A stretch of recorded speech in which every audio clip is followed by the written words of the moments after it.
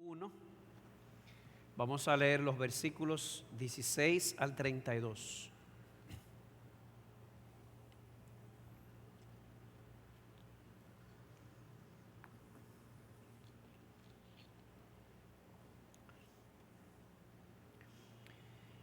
Dice así la palabra de Dios: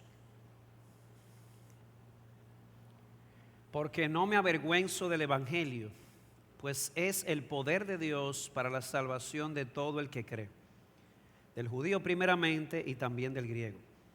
Porque en el Evangelio la justicia de Dios se revela por fe y para fe, como está escrito: mas el justo por la fe vivirá.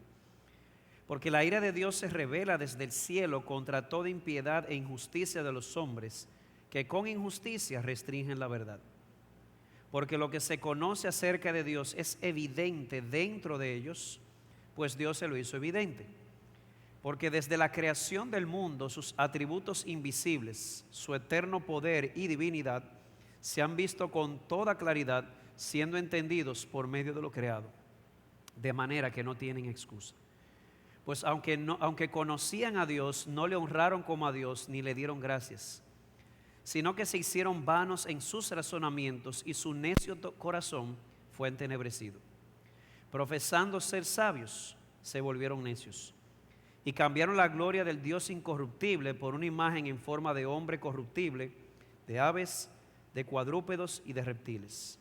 Por consiguiente, Dios los entregó a la impureza en la lujuria de sus corazones, de modo que deshonraron entre sí sus propios cuerpos, porque cambiaron la verdad de Dios por la mentira y adoraron y sirvieron a la criatura en lugar del Creador, quien es bendito por los siglos. Amén. Por esta razón Dios los entregó a pasiones degradantes, porque sus mujeres cambiaron la función natural por la que es contra la naturaleza, y de la misma manera también los hombres, abandonando el uso natural de la mujer, se encendieron en su lujuria unos con otros, cometiendo hechos vergonzosos hombres con hombres y recibiendo en sí mismos el castigo correspondiente a su extravío. Y como ellos no tuvieron a bien reconocer a Dios, Dios los entregó a una mente depravada para que hicieran las cosas que no convienen, estando llenos de toda injusticia, maldad, avaricia y malicia, colmados de envidia, homicidios, pleitos, engaños y malignidad. Son chismosos, detractores, aborrecedores de Dios, insolentes, soberbios, jactanciosos, inventores de lo malo, desobedientes a los padres, sin entendimiento, indignos de confianza, sin amor, despiadados. Los cuales, aunque conocen el decreto de Dios, que los que practican tales cosas son dignos de muerte, no solo las hacen, sino que también dan su aprobación a los que la practican. Amén. Vamos a orar. Oh Dios del cielo, a ti te damos la gloria, la honra y el honor, porque tú eres el único Dios vivo y verdadero, porque tú eres la verdad. Y te damos las gracias, oh Señor, porque tú, el Dios de verdad, te placiste, oh Padre, en revelar tu verdad a nosotros. Has revelado tu verdad en la creación, has revelado tu verdad en la conciencia, y de manera especial has revelado tu verdad y tus propósitos salvadores en tu santa palabra. Gracias, oh Señor, porque pudiste habernos dejado en nuestra propia oscuridad, pero decidiste darnos la luz de tu palabra para que andemos en luz. Ahora te rogamos, oh Señor, que tú perdones nuestros pecados, que tú nos perdones por todas las veces que no hemos respondido ante tu verdad de una manera justa. Ayúdanos a responder bien, no solamente creyendo tu palabra, sino también obedeciéndola. Queremos ser no solamente oidores, queremos ser hacedores eficaces de tu palabra. Queremos que tu palabra y tu espíritu nos convenzan de tal forma de que tu voluntad es buena, agradable y perfecta, que no nos quede otra cosa que al salir de aquí entregar nuestros cuerpos a ti como un sacrificio vivo, santo y agradable. Te rogamos por mí, oh Señor, ya que tu pueblo no ha venido en esta mañana para recibir palabra de hombre, sino palabra tuya. Ayúdame a ser un fiel portavoz de lo que dice tu palabra, a ser fiel no solamente en la letra, sino también en el espíritu. Y ayúdame a estar comprometido con lo que estoy enseñando, que este mensaje es poderoso para salvar. Ayúdame a creer que tu palabra es lo suficientemente poderosa como para que en esta mañana los que están aquí que no te conocen sean impactados, y los que ya te conocemos sigamos creciendo en la luz de tu palabra. Te rogamos, oh Señor, bendícenos, porque te lo rogamos en los méritos de Cristo. Amén. El poder del Evangelio, así se llama la predicación de esta mañana. Se encuentra entre algunos corredores y mecánicos de la ciudad de Santiago que hace varios años, muchos años atrás, en medio de un evento deportivo donde concurrieron con vehículos, ¿verdad?, de renombre, se apareció un hombre con lo que aquí conocemos como un cepillo. Usted sabe lo que es un cepillo, ¿verdad? Un escarabajo, lo que en Estados Unidos le llaman un Volkswagen Beetle. Pero aquí usted ese nombre, usted le dice eso a un chofer y no sabe de lo que usted le está hablando, un cepillo. Imagínense ustedes en este círculo de vehículos deportivos de renombre, este hombre se aparece con este cepillo. La gente comenzó a burlarse. Lo que la gente no sabía es que bajo el capó, como se dice, se le había adaptado un motor de un Porsche. ¿Sabe lo que es un Porsche, verdad? Un vehículo deportivo muy poderoso y muy conocido. Así que el dueño del vehículo, él veía a la gente burlándose, pero él no le daba mucha mente. Él no se avergonzaba, porque él sabía que aunque el vehículo daba una apariencia de debilidad, realmente tenía un motor muy poderoso. Y después lo demostró. Si hay algo que a través de la historia ha provocado burlas, si hay algo que a través de la historia ha provocado tropiezos, es precisamente el mensaje del Evangelio. ¿Por qué?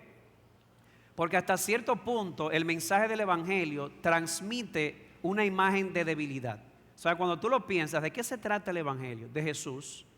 ¿Y quién era Jesús? Bueno, Jesús fue un hombre que nació hace 2000 años aproximadamente en un país no muy reconocido de su tiempo. Nació en un pesebre con vacas y burros, no digo cerdo porque los judíos no tenían esa costumbre, que creció en una familia pobre, que no tenía ni siquiera dinero para comprar corderos. Cuando Jesús fue dedicado, ustedes recuerdan, tuvieron que comprar palominos, que era la opción que Dios le daba a los pobres. Creció en un barrio, por decirlo así, en la ciudad de Galilea, que era vista como con menosprecio. Estaba rodeado de unos amigos que eran pescadores, hombres del vulgo. En cuanto a propiedad privada, la Biblia dice que no tenía ni siquiera dónde recostar su cabeza. Murió bajo la pena capital de los romanos como un criminal entre dos ladrones. Y una persona oye eso y dice, ¿y es en serio? ¿Ese es el mensaje del Evangelio? Definitivamente ahora se entiende por qué Pablo dice que para muchos es tropezadero, para otros es locura. Sin embargo, Pablo no se avergonzaba de este mensaje, porque él sabía que detrás de esa aparente debilidad realmente se escondía un gran poder. El poder que Dios sacó a la luz por medio de la resurrección. Un poder que, si usted y yo somos sinceros, tenemos que admitir que ha salvado y que sigue salvando a millones de personas en el mundo y a través de la historia. Personas que eran idólatras, personas que eran adúlteros, que eran fornicarios, que eran mentirosos, y ahora rescatados y salvados por el poder de ese aparente insignificante mensaje, pero vuelvo y repito, lleno de poder salvador. Y de eso trata el texto que hemos leído hoy, básicamente del poder salvador que tiene el Evangelio. Sin embargo, para nosotros poder entender un poco el poder del Evangelio, es necesario entender de qué salva el Evangelio. El Evangelio es poderoso para salvar, pero ¿salvar de qué? Y es aquí donde el mensaje se va a tornar muy incómodo, posiblemente hasta poco popular, pero a mí no me importa, porque como dijo Murray Machen, el diablo le encanta utilizar como herramienta a predicadores que no le interesan decir la verdad. Así que vamos a hablar con verdad. Se va a tornar incómodo porque antes de decirte, he aquí el tratamiento, tengo que decirte, he aquí tu cáncer, o he aquí el diagnóstico. Y eso es lo que Pablo hace. Pablo, para poder resaltar el poder del Evangelio, hace un diagnóstico moral y espiritual de las personas de su época. y las divide en tres bloques. En el capítulo 1, versículo 18 al versículo 32, él hace un diagnóstico de la sociedad pagana de su tiempo. Luego, en el capítulo 2, versículos 1 al 16, hace un diagnóstico de los moralistas de su época, fuesen judíos o fuesen gentiles. Y en el capítulo 2, versículo 17 al 3:20, él hace un diagnóstico de los religiosos de su tiempo, específicamente de los judíos. De modo que miren qué interesante. Antes de hablarte del poder que tiene el Evangelio, déjame mostrarte de dónde el Evangelio te saca. Le habla a paganos, le habla a moralistas y le habla luego a religiosos. Y su punto es el mismo en los tres párrafos, o en las tres porciones. Que el pagano, el moralista y el religioso estaban en la misma condición. Padecían del mismo cáncer y por lo tanto necesitaban del mismo remedio, el remedio del Evangelio. Pero en este estudio nos vamos a enfocar en el primero de esos tres grupos. El mensaje de Pablo a la sociedad pagana de su tiempo, que es el texto que hemos leído, Romanos 1 del 18 al 32. Y vamos a ver cuatro cosas en este texto. Primero, vamos a ver la verdad de Dios claramente conocida. Segundo, la verdad de Dios injustamente tratada. Tercero, la ira de Dios justamente revelada. Y por último, la solución al problema de la injusticia y la ira. Lo voy a repetir para que la mente se vaya estructurando. La verdad de Dios claramente conocida, la verdad de Dios injustamente tratada, la ira de Dios justamente revelada y por último, la solución al problema de la injusticia y de la ira. Comencemos con lo primero. La verdad de Dios claramente conocida. Y de entrada hacemos un desafío claro, sin pelos en la lengua, a la sociedad posmoderna en la que vivimos. Esta sociedad enseña que no existe la verdad absoluta. Este párrafo enseña que sí existe la verdad moral y espiritual absoluta. En el verso 18, Pablo dice: la ira de Dios se revela desde el cielo contra toda impiedad e injusticia de los hombres, que con injusticia restringen la verdad. Y en el verso 25 dice: porque cambiaron la verdad, y en este caso la verdad de Dios. De modo que de entrada Pablo nos dice que sí existe la verdad absoluta acerca de lo espiritual y lo moral. Pero claro, aquí se levantan tres. La primera de ellas es: cuando Pablo habla aquí de la verdad de Dios, ¿a qué se refiere? Verso 19, la respuesta está ahí. Dice: porque lo que se conoce acerca de Dios es evidente dentro de ellos, pues Dios se lo hizo evidente. Cuando Pablo habla aquí de la verdad de Dios, se está refiriendo a cosas que ellos conocían acerca de Dios y sus tratos con el universo. Fíjense que dice: lo que de Dios se conoce. Con esto no estamos sugiriendo que los paganos en el tiempo de Pablo conocían a Dios en todo el sentido. No. Pero conocían muchas cosas acerca de Dios. Y de manera particular hay tres que Pablo resalta aquí. Los paganos conocían la verdad de su existencia. Dice el verso 19, leo de nuevo: porque lo que se conoce acerca de Dios es evidente dentro de ellos.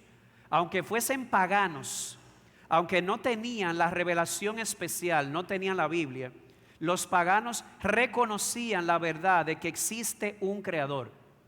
Y de hecho, aquí está en principio, pero si nos vamos a la práctica, en Hechos 17, a Pablo le tocó predicar en una sociedad pagana entre los griegos. Cuando él estaba en Atenas, que fue invitado a explicarse en el Areópago, no sé si recuerdan ese evento. Recuerden que Pablo se estaba paseando por la ciudad y la ciudad estaba llena de ídolos. Y hubo una estatua que a él le llamó la atención, que decía: al Dios no conocido. Oigan esto: al Dios no conocido. Por un lado, ellos estaban conscientes de su existencia, por eso le hicieron un monumento, pero por otro lado no le conocían del todo. Y Pablo dice: de ese que ustedes no conocen, pero que están conscientes de su existencia, de él es que yo quiero hablarles. Interesante. Pero ellos no solamente conocían la verdad de su existencia, los paganos también conocían la verdad acerca de algunos de sus atributos. Versículo 20. Porque desde la creación del mundo, sus atributos invisibles, como su eterno poder y su divinidad, se han visto con toda claridad, siendo entendidos por medio de lo creado. En otras palabras, ellos no solamente estaban conscientes de que había alguien ahí, sino que también estaban conscientes de que ese creador era eterno y poderoso.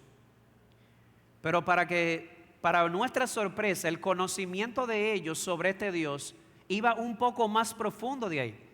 Ellos no solamente conocían la verdad de su existencia y la verdad de algunos de sus atributos. Ellos también, a pesar de ser paganos, conocían parte del decreto de Dios contra el pecado. ¿Cómo? Sin Biblia, así como usted lo oye sin Biblia. ¿Y de dónde saca eso? Verso 32. Los cuales, aunque conocen el decreto de Dios. ¿Cuál decreto? El decreto que dice que los que practican tales cosas son dignos de muerte. De modo que la sociedad pagana era ignorante de Dios, pero no significa que no conocían algo acerca de Dios.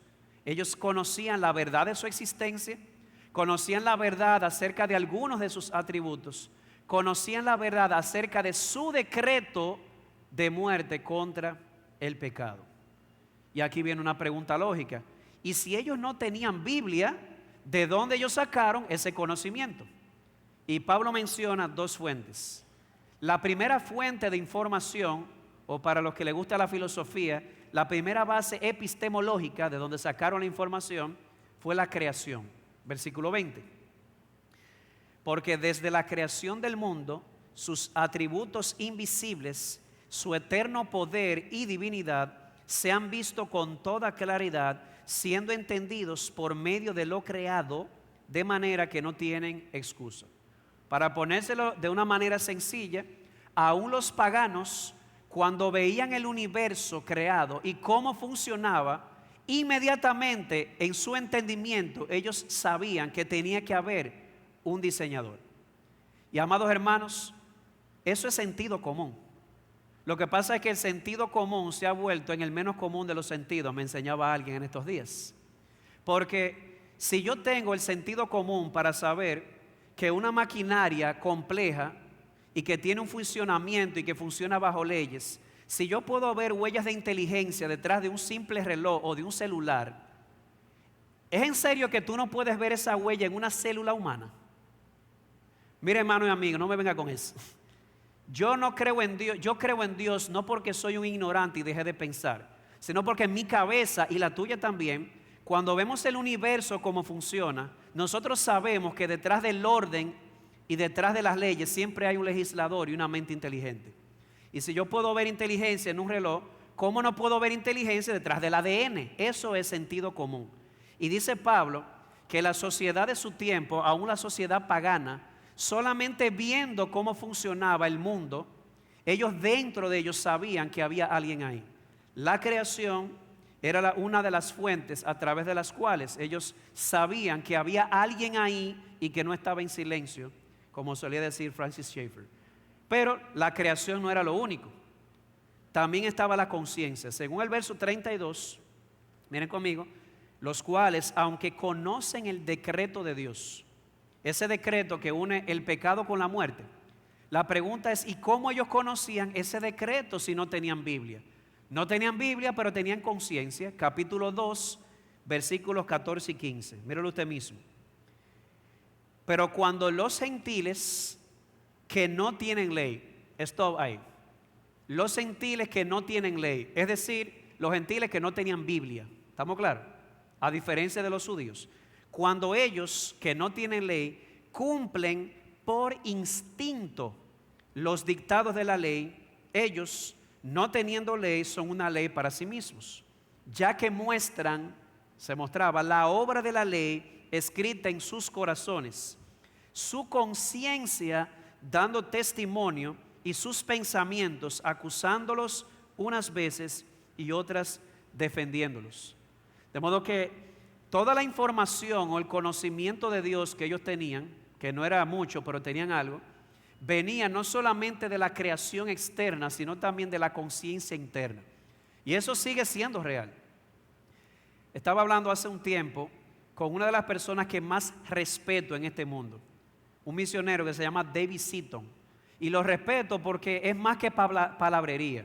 Ese hombre se mete a los caníbales de Papúa Nueva Guinea, para que usted tenga una idea. A caníbales, él va allá a predicarles. Y él me decía, es asombroso ver que los caníbales se comen y matan a personas extranjeras, pero él decía, y él ha vivido con ellos tienen leyes que castigan a los homicidas. De hecho, él presenció un acto donde se le iba a dar muerte a una muchacha porque se le acusó de haber matado a una persona de la tribu. Y entonces, ¿qué pasó ahí? La respuesta la tiene Pablo. Ellos no tenían todo el conocimiento del mundo, pero ellos sabían la verdad sobre la existencia de un creador eterno y poderoso, un creador que había dado una sentencia contra el pecado de muerte, y sabían todo eso por la creación, pero también por la conciencia. Pero pastor, ¿y usted cree que ese mensaje que la creación y la conciencia les daba era un conocimiento claro? Bueno, convéncete tú mismo. Verso 19. ¿Qué tan claro era ese mensaje para ellos? Porque lo que se conoce acerca de Dios es evidente dentro de ellos. Yo no sé afuera o lo que ellos dicen, pero Pablo dice, dentro es totalmente evidente. ¿Usted ha visto eso? Una persona que mira una evidencia no se puede negar, y esa evidencia dentro lo convence de la verdad, pero él no se atreve a decirlo con su boca. Dentro es evidente, aunque él no lo diga, pero es evidente. Versículo 20 dice, los atributos invisibles como su eterno poder y deidad se han visto con toda claridad. O sea, el mensaje era tan claro por la creación y la conciencia que ellos podían ver con el entendimiento lo que sus ojos no podían ver, la eternidad y el poder de Dios. Y el verso 20 dice, pues aunque conocían a Dios, esa evidencia interna, esa evidencia externa, conectada con el sentido común, los llevó a la verdad de que había alguien ahí, alguien eterno y poderoso, alguien que había dictado sentencia contra el pecado, y no podían aludir ignorancia. Y ese contenido, que aunque no parezca mucho, porque yo creo que nosotros sabemos un poquito más de teología de ahí, pero a pesar de no ser todo lo que nosotros sabemos de Dios, era suficiente como para que ellos reconocieran a Dios, lo glorificaran como a Dios y le dieran gracias. ¿Hay por qué? Versículo 21.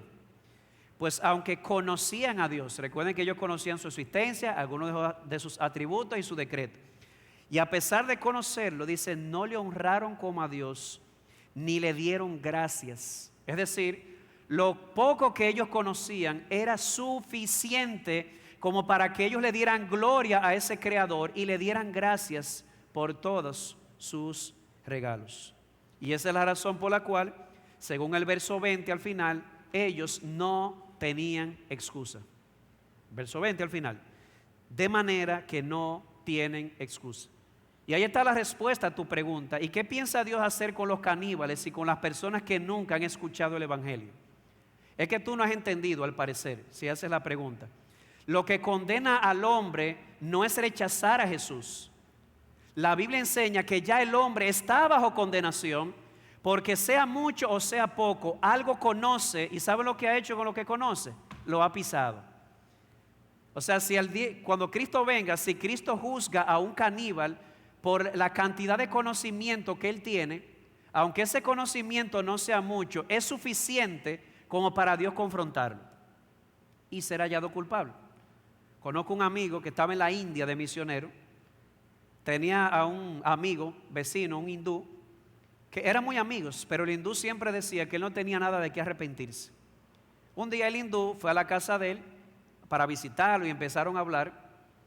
Resulta que el misionero fue a la cocina a buscar algo, y mientras el hindú estaba solo en la sala, vio un relojito despertador, eso fue verdad, que le llamó mucho la atención. Así que ahí vino la cuarta, el cuartillo, media vuelta y para el bolsillo. Bueno, a la batola, no al bolsillo, ¿verdad? Resulta que el misionero llegó y ni cuenta se había dado de que el reloj no estaba ahí. Lo que el hindú no sabía es que el reloj estaba activado. Así que al ratico, ¡ring!, le sonó eso allá adentro. Y él le dijo, yo te lo dije, un día tu pecado te va a alcanzar. Y la pregunta es la siguiente: si ese hindú no tenía Biblia, ¿por qué le escondió el reloj? ¿Por qué lo escondió? Yo le tengo la respuesta. Porque él sabía que estaba mal, porque si no se hubiese sabido eso, no lo guarda, no lo esconde. De modo que todo el mundo sabe algo acerca de Dios. Todo el mundo sabe algo acerca de Dios, de su existencia, de algunos de sus atributos, de su decreto contra el pecado. Lo saben por creación y lo saben por conciencia. Y eso lo sabía el mundo pagano del tiempo de Pablo. Pero se levanta otra pregunta. ¿Y qué hizo el mundo pagano con esa información, con esa verdad que ellos conocían? La respuesta está en el verso 18. Mire lo que ellos hicieron con esa verdad. Y todavía se sigue repitiendo la historia. Porque la ira de Dios se revela desde el cielo contra toda impiedad e injusticia de los hombres que con injusticia restringen la verdad. Con injusticia restringen la verdad. En otras palabras, ¿qué hicieron ellos con esa verdad que era clara por la creación y la conciencia?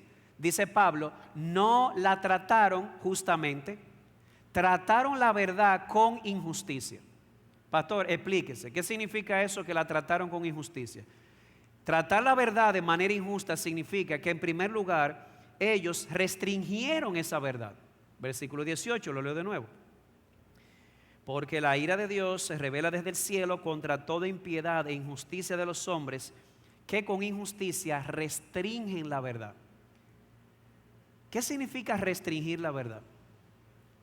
Mira, hay otro lugar donde Pablo usa esa misma palabra. En 2 Tesalonicenses capítulo 2, cuando Pablo habla del anticristo que ha de venir, el hombre de pecado, Pablo dice que él va a venir, él se va a manifestar un día. Pero todavía no se ha manifestado porque hay alguien que lo está deteniendo. ¿Entiende la idea? Pero cuando ese que está deteniendo al anticristo se ha quitado del medio, ¿qué va a pasar con el anticristo? Que se va a revelar. Es la misma palabra.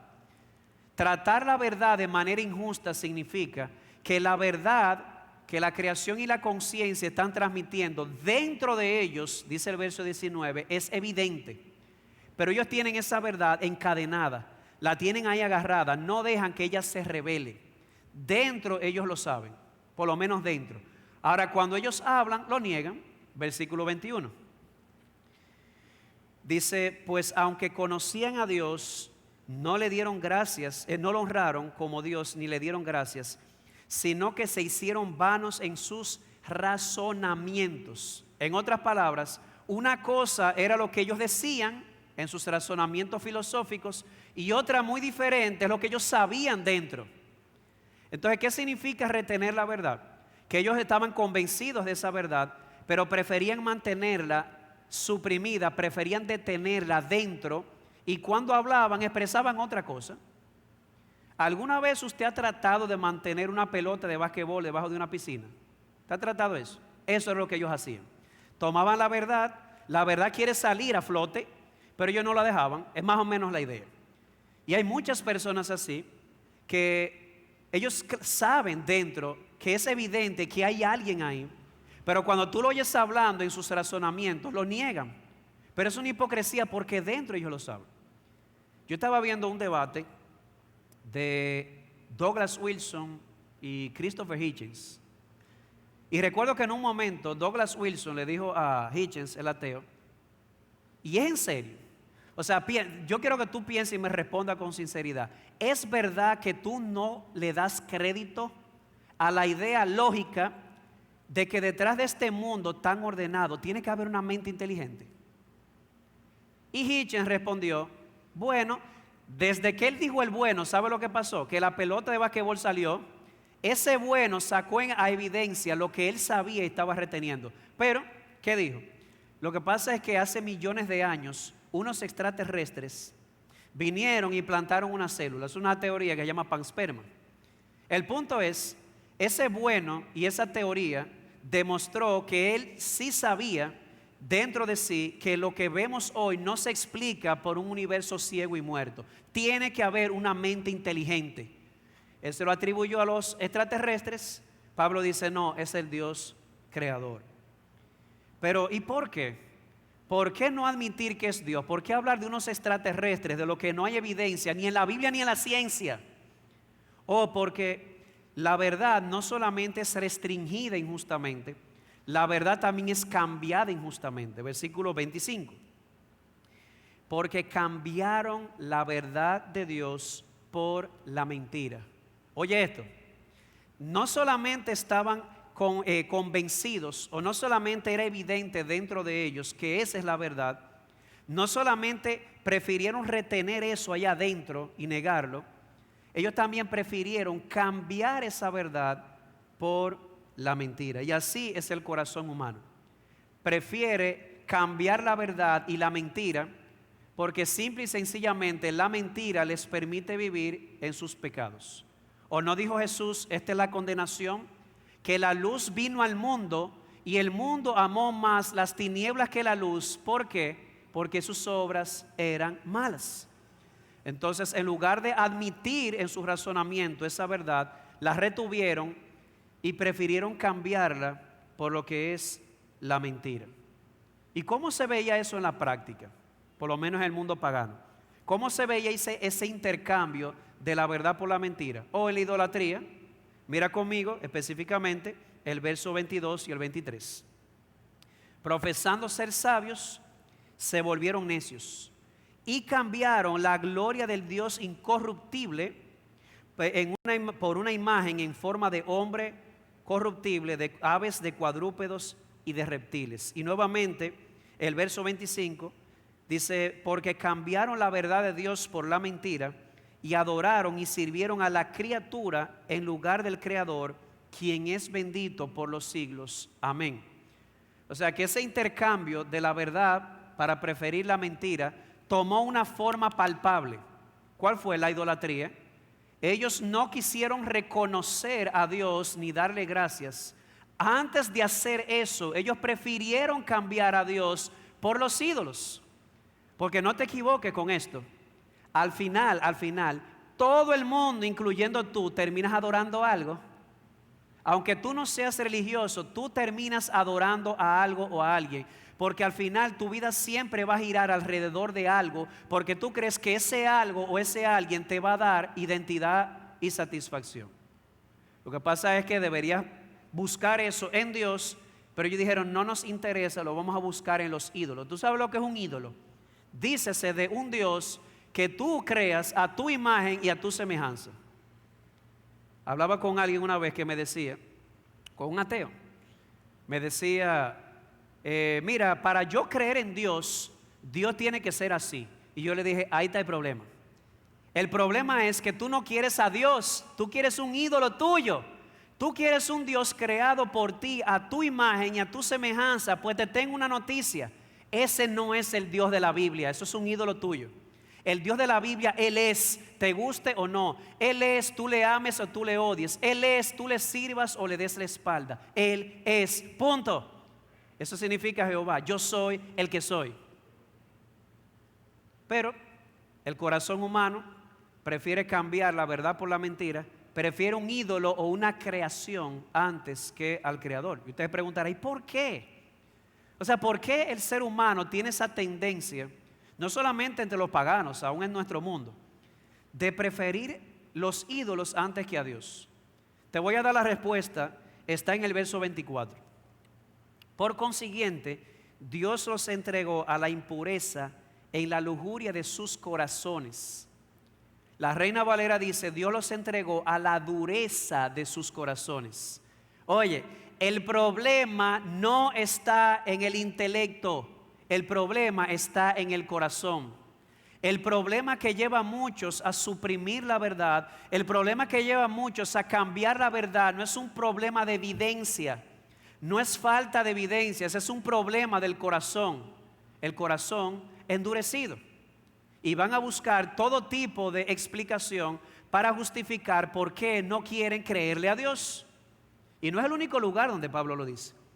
En Efesios 4, 17 al 19, oye este eslabón y mira cuál es el primer escalón.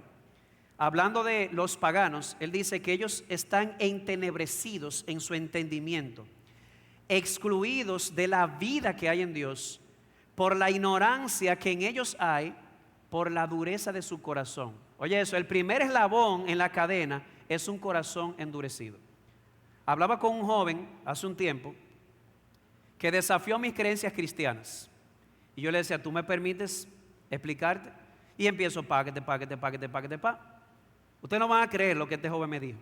Este joven me dijo, mira, yo sé que lo que tú estás diciendo es verdad, pero no me interesa. Y yo, ok, entonces ya cambiamos el asunto. El problema no es falta de evidencia. El problema es que el corazón humano es duro y prefiere a los ídolos antes que a Dios, porque quiere vivir de espaldas a Dios o sin darle cuentas a este Dios. En el fondo, problema resuelto. Ese es el problema. Hermano, pónganse a pensar, ¿qué es lo que está pasando en este mundo? Las Naciones Unidas declaran al cristianismo enemigo de la humanidad. Yo no veo que digan eso del budismo. Yo no veo que digan eso del brahmanismo.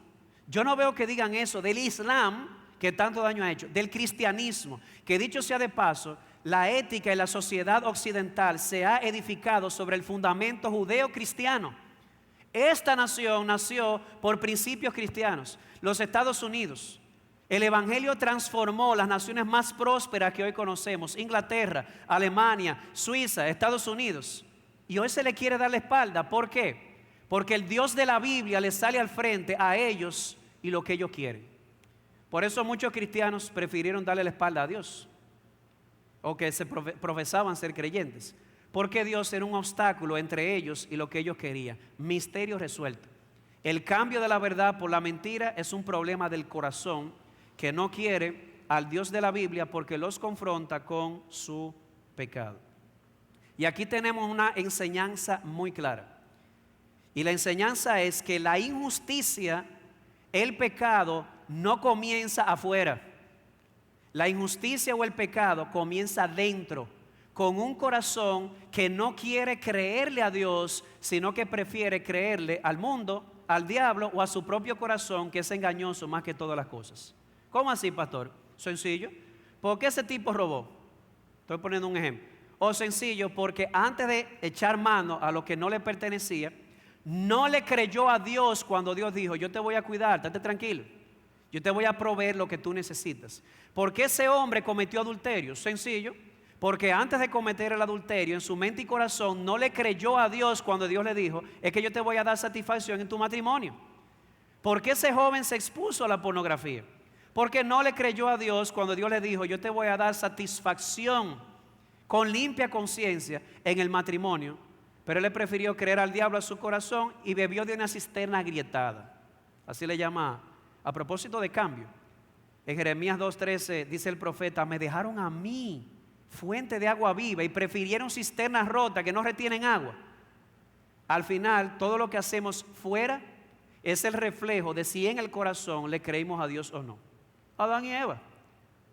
Antes de Adán y Eva echarle mano al fruto prohibido y comer, ¿qué pasó?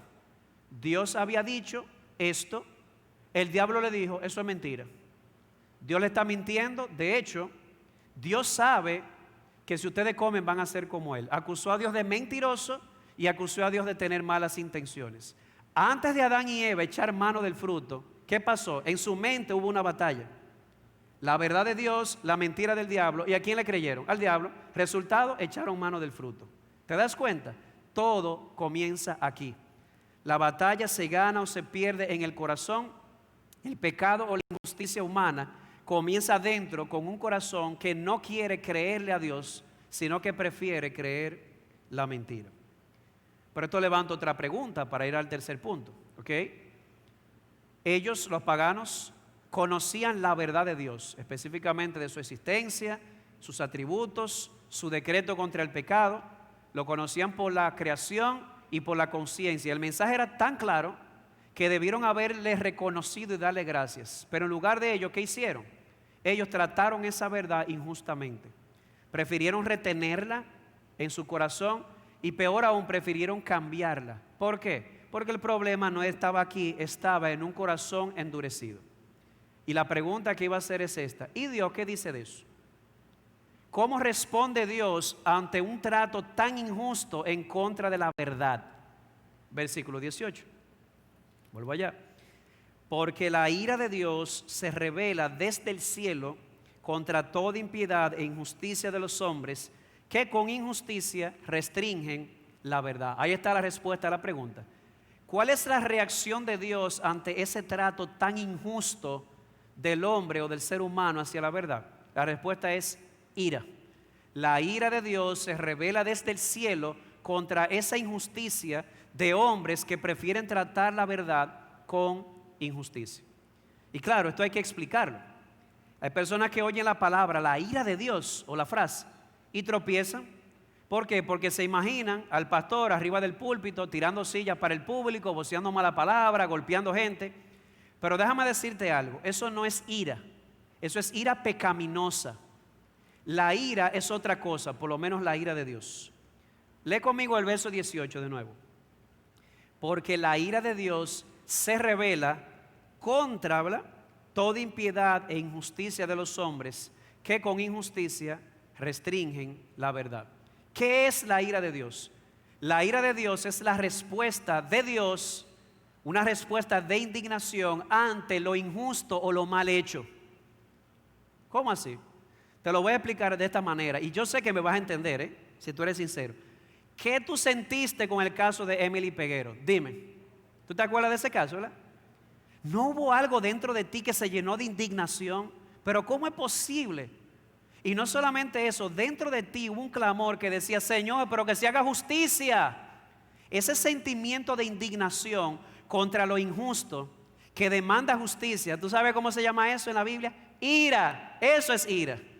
Ira de la buena. Y de hecho deberíamos airarnos. Porque si ante un caso como ese tú no sientes nada, entonces tú tienes un problema de insensibilidad tremenda. Pero la ira aquí es eso, una reacción de indignación ante lo injusto. Y con el caso de Emily Peguero, esto es lo que te quiero ilustrar. Lo que dice un comentarista, William Hendrickson. Nosotros mismos insistimos en que se tomen medidas drásticas contra el crimen y en que se designen jueces y autoridades que no consideren el crimen como algo sin importancia. Y si nosotros pedimos eso, aquí viene la pregunta. ¿Es consistente entonces esperar que las malvadas prácticas que llenan las mentes y los corazones de los hombres decentes de horror e indignación dejen a Dios indiferente? Eso es una inconsistencia. Que por un lado tú te llenes de ira contra la indignidad, clames justicia, y cuando tú practiques la injusticia, tú esperas que Dios se quede como si nada hubiese pasado. La ira no es un atributo de Dios. La Biblia no dice que Dios es ira, pero la Biblia sí dice que Dios es justo, y porque Él es justo, tiene que responder en ira contra lo injusto. Eso se cae de la mata. De modo que la ira de Dios es lógica, es consistente y es consoladora. Porque la ira de Dios es lo que a mí me convence de que un día todos esos narcotraficantes y asesinos que murieron como pajaritos supuestamente en su cama, un día van a tener que dar cuentas a alguien. Hay algo dentro de nosotros que dice, tiene que hacerse justicia. Y la Biblia dice, la venganza es mía, yo pagaré. Y eso lo hará en el día del juicio, como veremos en el próximo estudio de Romanos 2. Pero claro, eso es lo que es ira, reacción de indignación de Dios ante lo injusto. Lo que usted siente cuando usted ve que una persona maltrata a un niño, cuando una persona viola a una jovencita, eso se llama ira, indignación. Claro, lo que no podemos dejar es que la ira nos lleve a cometer una locura, porque como dice la Biblia, la ira nuestra no obra la justicia de Dios, pero la ira de Dios sí, en el día del juicio. Ahora aquí viene otra pregunta, ¿y cómo Dios manifiesta esa ira? Sumamente interesante la pregunta, porque dice el texto que Dios revela la ira desde el cielo. Pero ¿cómo viene esa ira? ¿En forma de un rayo que lo partió a todos? Prepárate para escuchar esto. No, en este texto la ira de Dios no se reveló desde el cielo como un rayo que los partió en dos. Se reveló de una forma tan extraña, pero tan terrible. Lo voy a enunciar y luego lo voy a mostrar. Yo recuerdo una niña que una vez estaba tratando de corregir, y esta fue su reacción: suéltame en banda. Así mismo lo dijo, en otras palabras, déjame en paz, déjame tranquilo. Uno hasta se ríe, pero es verdad. Cuando la Biblia dice que Dios revela su ira desde el cielo, en este texto significa que el pecador le dice, suéltame en banda. Y Dios le dice, ¿eso es lo que tú quieres? Pues te voy a soltar en banda. Versículo 24, míralo tú mismo. Por consiguiente, Dios los entregó a la impureza en la lujuria de sus corazones. La Reina Valera dice, los entregó a la dureza de su corazón. ¿Te recuerda a alguien eso? Alguien que a pesar de estar viendo la clara evidencia del poder de Dios, se resistió y Dios lo entregó a la dureza de su corazón. Su nombre era Faraón. Romanos capítulo 9, y lo vimos en Éxodo. Y Dios no solamente los entrega a la dureza del corazón, también los entrega a sus malos deseos. Verso 26. Por esta razón, Dios los entregó a pasiones degradantes. Y no te equivoques aquí. No estamos hablando de deseos que de por sí son malos necesariamente. Lo que pasa es que cuando el deseo no está bajo el gobierno de la verdad, termina destruyendo. ¿Tú crees que el deseo de comer es malo? Para nada. Pero cuando el deseo de comer tú lo pones por encima de la verdad, ¿en qué te convierte? En un glotón. ¿Y eso tiene consecuencias? Claro que sí. El deseo de beberse un vaso de vino es malo. Bueno, yo no veo la Biblia en ningún sitio que lo diga. Pero cuando la verdad está por debajo de ese deseo, ¿en qué me convierto? En un borracho. ¿Y ustedes creen que tiene consecuencias?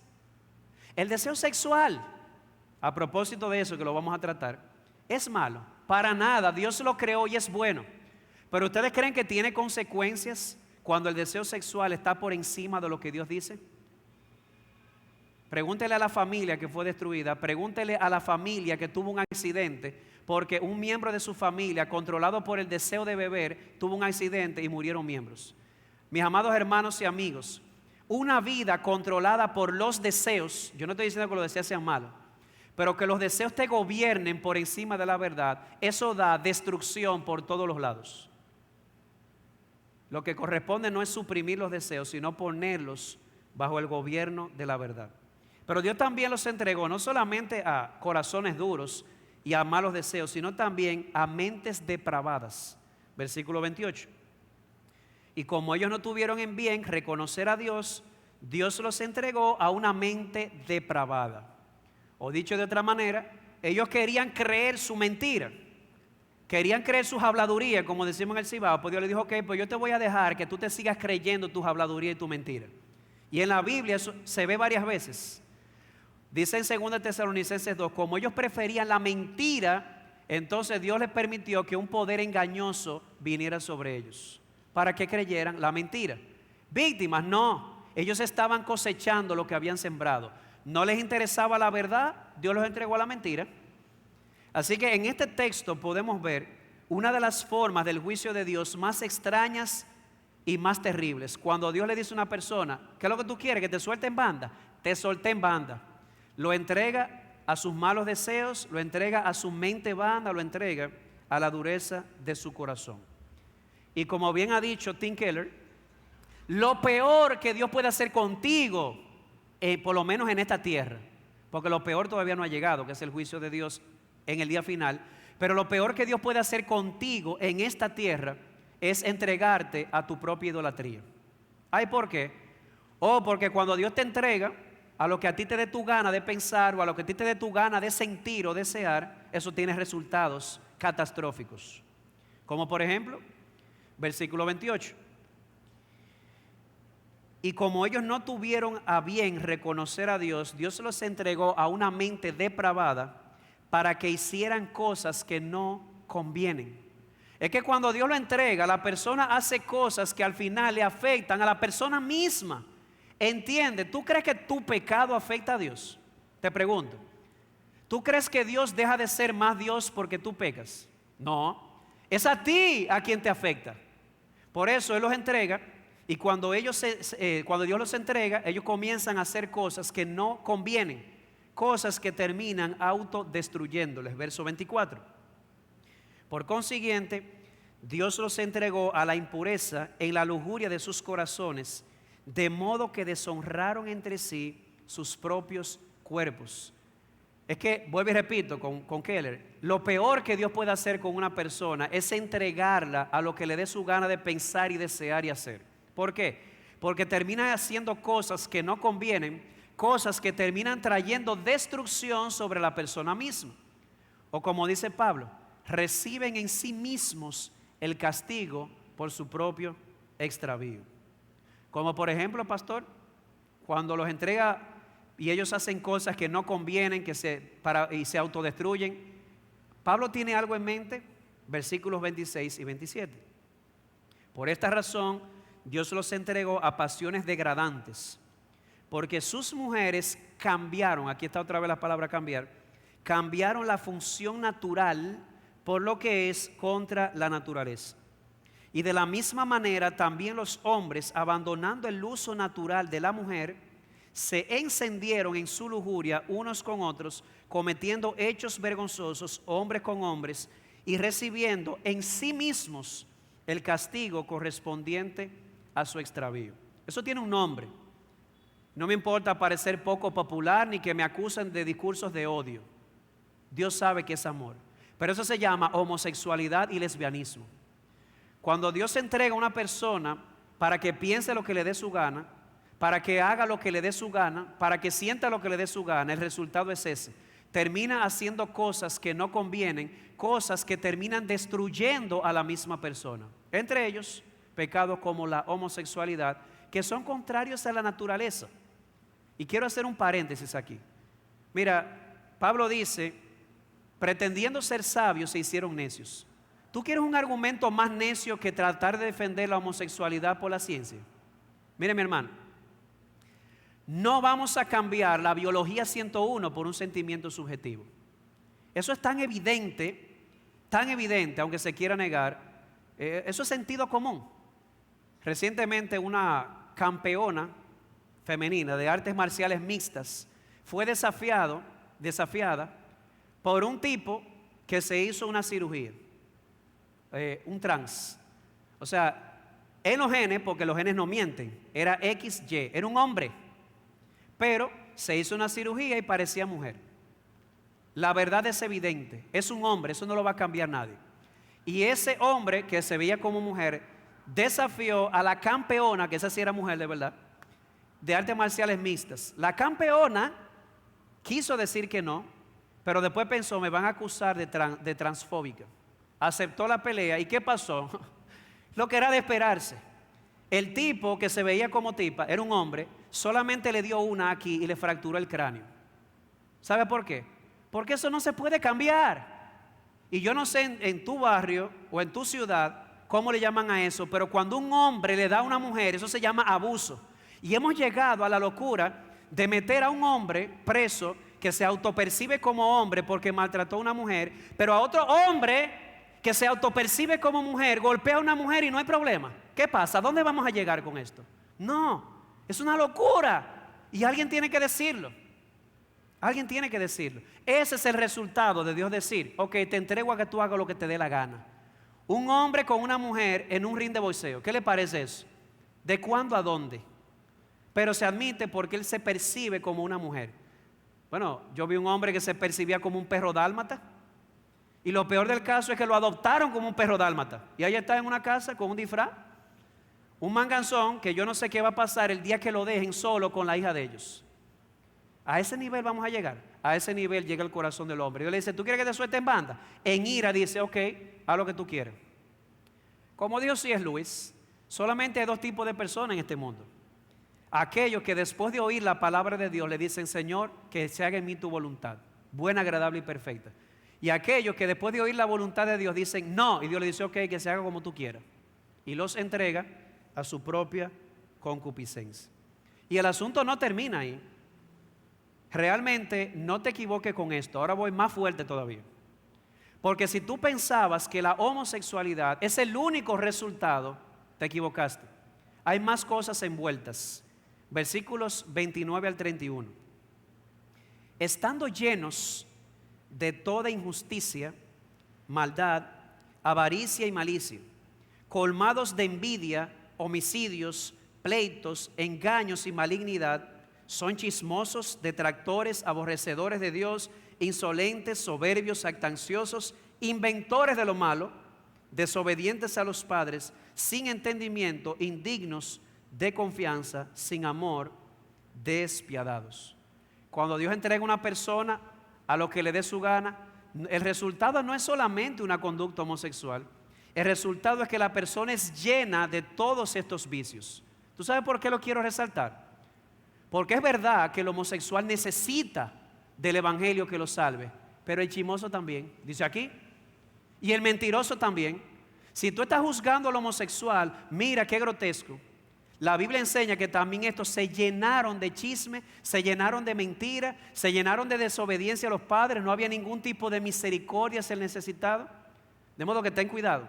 En el capítulo 2 vamos a ver lo que Dios le dice a aquellos que juzgan pero que hacen lo mismo. Vamos a ver de eso más adelante, a propósito de los moralistas. El punto es que la idolatría no se queda en un punto, sigue avanzando, sigue avanzando.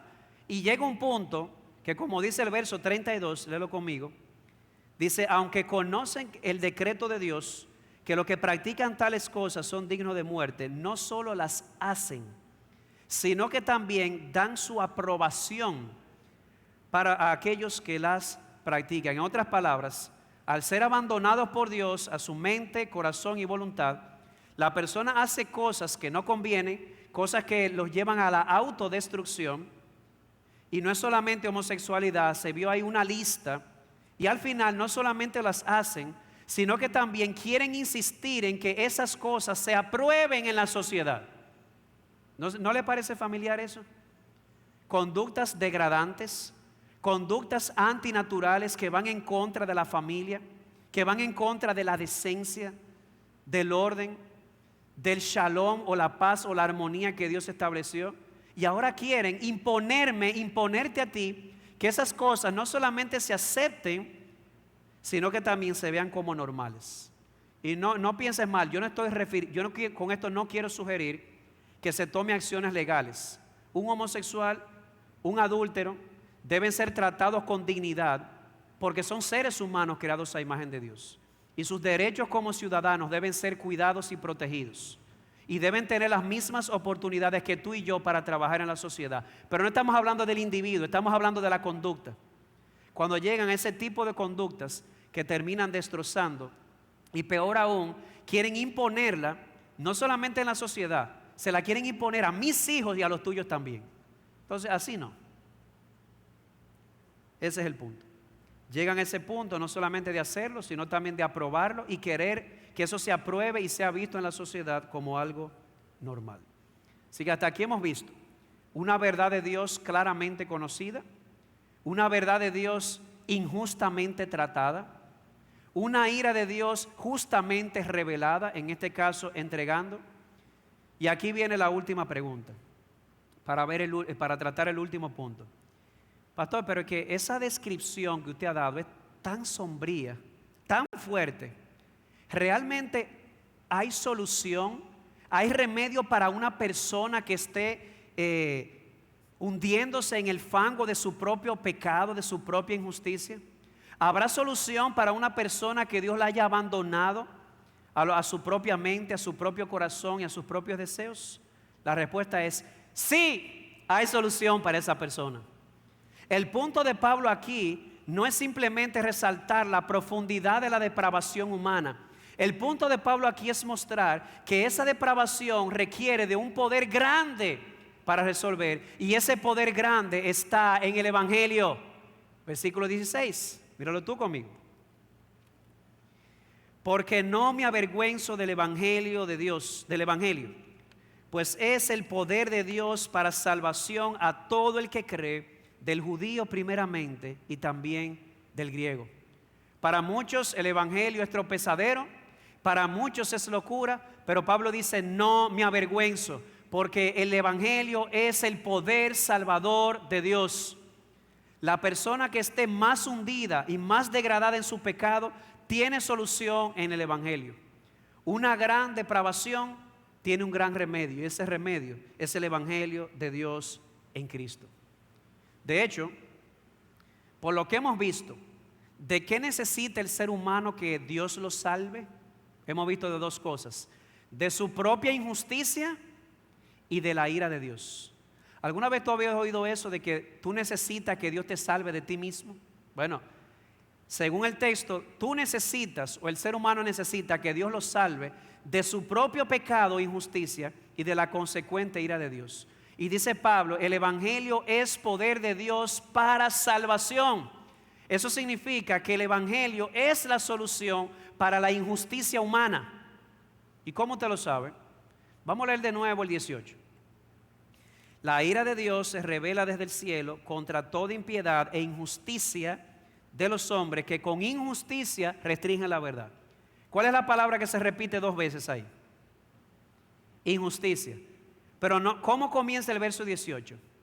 Porque ese es el argumento o la razón del versículo anterior. ¿Qué dice el verso anterior? Porque en el evangelio se revela ¿qué? La justicia de Dios. Mi amado hermano, el remedio para el injusto está en el evangelio, porque en el evangelio se revela la justicia que él necesita. No importa si tú has sido cualquier cosa que llegue a tu mente, no importa qué tan injusto tú te veas, hay solución para tu injusticia. Esa solución está en el evangelio. Pero es que yo no soy justo, estamos de acuerdo, ni yo tampoco. Pero la buena noticia es que la justicia que tú no tienes, Dios la está ofreciendo en el evangelio. El problema de tu injusticia tiene solución, el evangelio de Jesucristo. Así que hay buenas noticias para los idólatras, para los profanos, para los parricidas, para los matricidas, para los homicidas, para los adúlteros, para los homosexuales, para los mentirosos, para los codiciosos. Te tengo una buena noticia. A pesar de tu injusticia, Dios te promete vestirte de la justicia de su Hijo y tratarte como si nunca hubieses pecado. Esa es la buena noticia del evangelio. Y el evangelio no solamente te salva de la injusticia, el evangelio de Dios te salva de la ira de Dios. Mira conmigo un poco más adelante, Romanos 3:25.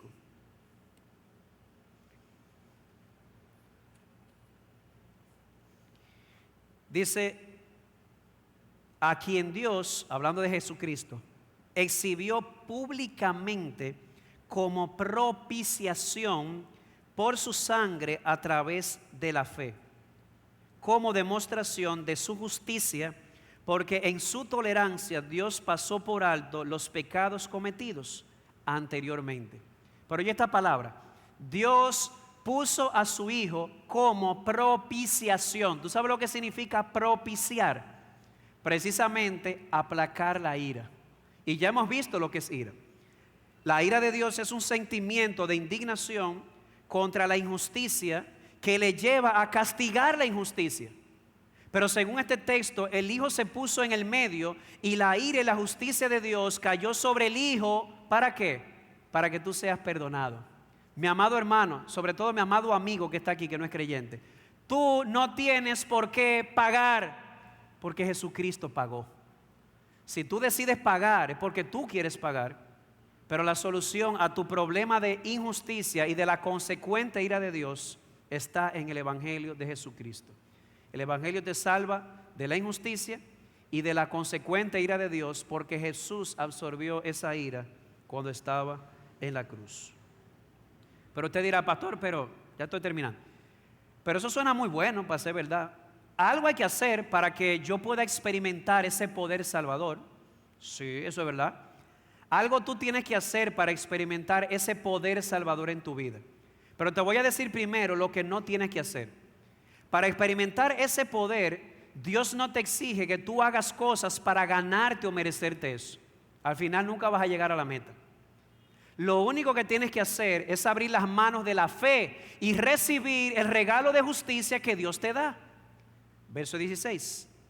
No me avergüenzo del evangelio, porque es poder de Dios para salvación de todo el que cree, del judío primeramente y también del griego.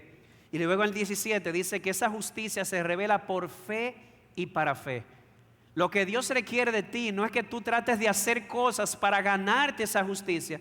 Lo que tienes que hacer es abrir las manos de la fe, no diciéndole toma Dios, sino diciéndole dame Dios, porque de algo tú me has convencido. Justicia yo no tengo ninguna. Por lo tanto, si vas a estar bien con Dios, tú necesitas justicia y tú no tienes ninguna, ni yo tampoco, pero Dios la ha dado por medio de Jesucristo. Lo único que te exige es que abras las manos de la fe. Y no te equivoques. El Evangelio no deja de ser poderoso porque tú creas o no. El Evangelio es poderoso, tú creas o no creas. Lo que sucede es que el poder del Evangelio solamente lo experimentan los que creen. Si no, los médicos que me corrijan con esto. La medicina no deja de ser efectiva porque tú te la bebas o te la dejes de beber. Es la medicina y sigue siendo efectiva. Pero ¿quién experimenta la efectividad de la medicina? ¿Es que se la bebe o no? Yo le decía la semana pasada, yo soy fan de la Fórmula 1. Y resulta que la carrera anterior fue toda una locura. La mejor carrera que yo he visto en años. Pero yo no pude verla porque yo estaba aquí en la iglesia. Y de hecho, yo disfruto mi iglesia. Yo la veo después. El punto es que un amigo me escribe de una vez, wow, qué carrera. Y la carrera no dejó de ser más emocionante porque yo no la vi. Lo que pasa es que en el momento yo no la disfruté porque no estaba en el canal. Si tú quieres disfrutar del poder salvador de Dios, tienes que sintonizar el canal de la fe, porque a través de ese canal es que llega el poder del Evangelio, o por lo menos se experimenta. Tienes que creerlo. Tienes que creerlo. Y en serio, pastor, eso es todo ya. Creer y recibir ese Evangelio por medio de la fe. Sí. ¿Y después qué sigue? Sigue creyendo. ¿Cómo? Tú recibes y experimentas el poder salvador del Evangelio en el momento de la conversión, cuando abres las manos de la fe, cuando decides creer y comienzas a experimentar ese poder. ¿Y después qué sigue? Sigue creyendo. La vida cristiana comienza por fe y termina por fe. El verso 17. Porque en el Evangelio la justicia de Dios se revela por fe y para fe. ¿Sabe lo que significa esa frase, por fe y para fe? Que es por fe de principio a fin. Como está escrito, el justo vivirá por la fe. El justo no solamente ejerce fe cuando cree, toda su vida es una vida de fe. ¿Tú sabes lo que significa eso? Mi amado hermano, ahora me dirijo a ti. Que mientras tú sigas creyéndole a Dios, te vas a pasar tu vida entera experimentando el poder del Evangelio. El poder del Evangelio no se limita al momento de la conversión. Toda tu vida de cristiano, mientras tú le creas a Dios, el poder del Evangelio seguirá obrando en ti, cambiando tu forma de pensar, cambiando tu forma de sentir, cambiando tu corazón. ¿O no es eso lo que dice Romanos 12? No se amolden a este mundo, sean transformados por la renovación de la mente. ¿Tú sabes qué es lo suficientemente poderoso como para renovar tu mente y seguir renovándola? No la filosofía, no la psicología, no la sociología, el poderoso Evangelio de Jesucristo. Así que muchos dirán tropezadero, otros locura, pero nosotros sabemos que es poder de Dios para salvación, porque aquí hay personas que estaban sumidas, hundiéndose en su pecado, y ¿saben quién los sacó de ahí? El Evangelio. No me diga que no es poderoso. Pregúntale a un hermano de esta iglesia que era alcohólico y que ahora ha sido liberado. Pregúntale a un hermano de esta iglesia que era de Hogares Crea y ahora no es drogadito. ¿Por qué? Porque el Evangelio lo salvó y lo sigue salvando. Porque es todo un proceso, ¿verdad? ¿Qué dice la Biblia? Que esto es una clínica de pecadores. Y mientras tú sigas creyendo, amado hermano, tú seguirás experimentando el poder del Evangelio en tu vida. Cuando como esposo tú decides creerle a Dios y seguir creyéndole a Dios, experimentarás el poder de Dios en tu matrimonio. Cuando tú como esposa decidas creerle a Dios, seguirás experimentando el poder del Evangelio. Cuando tú como padre o como hijo o como trabajador o como vecino decidas seguir creyéndole a Dios, el Evangelio o el poder del Evangelio se mostrará aún al vecino tuyo que vive al frente. De modo que el poder del Evangelio nunca se deja de experimentar. ¿Creíste en tu conversión? Sí, y ahora sigue creyendo, porque el justo vivirá por la fe. Y por medio de esa fe, de principio a fin, se experimenta y se sigue experimentando el poder del Evangelio. ¿Qué más decir? La gloria sea al Señor, que a pesar de nuestra gran depravación, Él ha dado un gran remedio. El poderoso Evangelio de Jesucristo, que salva a todo aquel que cree. Al judío primeramente y también al griego. Vamos a orar.